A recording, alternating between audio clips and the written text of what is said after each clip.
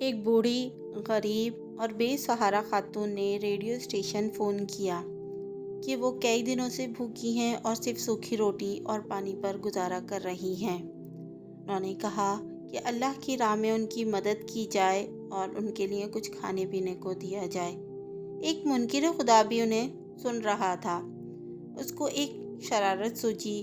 اس نے کھانے پینے کی کچھ اشیاء خریدی اور اس بوڑھی عورت کا ایڈریس معلوم کیا۔ ایڈریس معلوم کرنے کے بعد وہ سامان اپنے نوکر کو دیا اور اس کو کہا کہ جا کر اس بوڑھی خاتون کو دے آؤ، اور جب وہ پوچھے کہ کس نے بھیجا ہے تو بتانا کہ یہ شیطان کی طرف سے آپ کے لیے تحفہ ہے۔ وہ بوڑھی خاتون اتنا زیادہ کھانے کا سامان دیکھ کر بہت زیادہ خوش ہوئی اور سامان کو لے کر جلدی جلدی اپنے گھر کے کونے میں رکھنے لگی۔ اتنے میں نوکر نے کہا کہ آپ معلوم نہیں کرنا چاہیں گی کہ یہ سامان کس نے بھیجا ہے اور کہاں سے آیا ہے؟